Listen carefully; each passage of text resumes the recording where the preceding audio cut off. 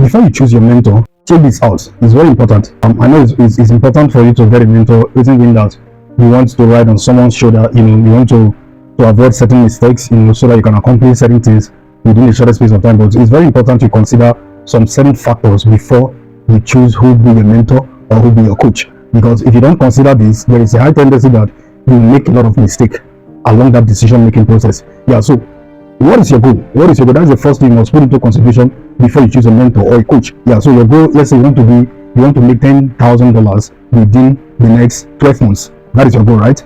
So what vehicle do you want to use to make that money? So it is the vehicle now that will begin to pinpoint who you should go for his mentorship program, right? So there is someone that is doing a business that is giving him or her that amount of money per month. So you want to learn from that person. Your goal is not to make it per month, but to make it in 12 months, right? So you have to learn from that person. But now, that is your goal. Well, let's say another goal is that you want to write 10 books in this year, books in 2024. So that goal alone, should push you to learn from someone that is already doing that very thing you want to do. If your goal is leadership, you go for a leadership coach. But now, that is your goal. Now that you have figured out exactly what you want to do, now the next question you need to ask is, who is your mentor?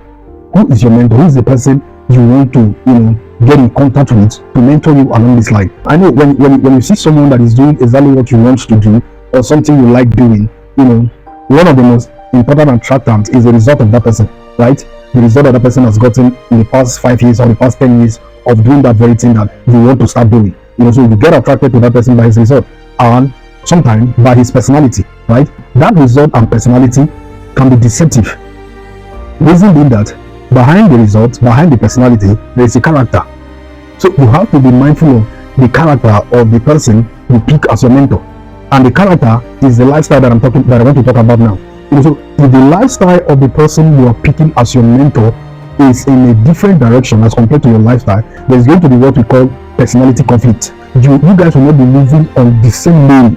So definitely he has his own life around before you come to know him. So he doesn't have to bend his own way of life to suit you.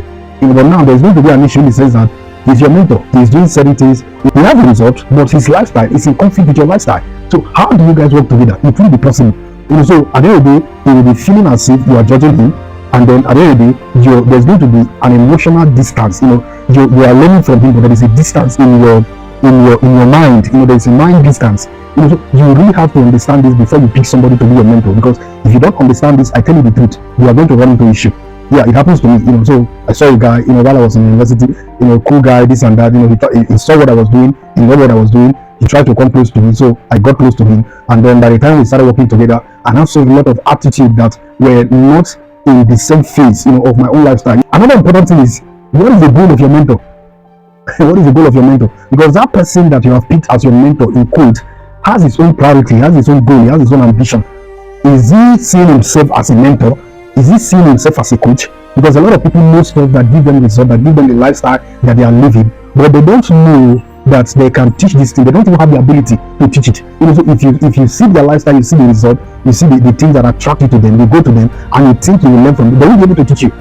Some of them, they will be holding information back from you. So if you meet those kind of persons, you won't do much. You won't do too much. So aside the fact that you are going to learn from that person, you must put yourself in a position to render services. Be of value to the person. Let it not just be like you are the receiving end. So you give, you take, you give, you take. So before you pick out people to be your coach or to be your mentor, please check out their personality. What is the character of this person like? Is he going to teach me wholeheartedly? Is he going to guide me along this path wholeheartedly? Or he will reserve stuff from me? So you have to check out all of these things. And practical example, in the days of David and Saul, David went into the house of King Saul, with the notion that okay, because what Saul presented to the father of David, Jesse, was like, let him come to me, let him come and stay with me. When David came and played hard for him, he was so happy, he was cool with that, and then he sent message and told the father of David that let him stay with me. David stayed with Saul and continued to grow, but there was personality conflict between David and Saul, and it got to a certain point that Saul felt like killing David. He threw javelin to stab you. Your mentor can kill you. I am telling you the truth. They can kill you because there is something that cannot contain, your talent. They can't contain what you can become. Yeah, because when they see you, they know. They see the potentials you have, and they are like, man. So people cannot contain it. Their insecurity, their low self-esteem, their inferiority complex. They might look big, they might look flashy, but some of them have low self-esteem issue, they have inferiority complex, and when they see how good you are, how good you are in what you do, they become uncomfortable, and that is the person you call a mentor.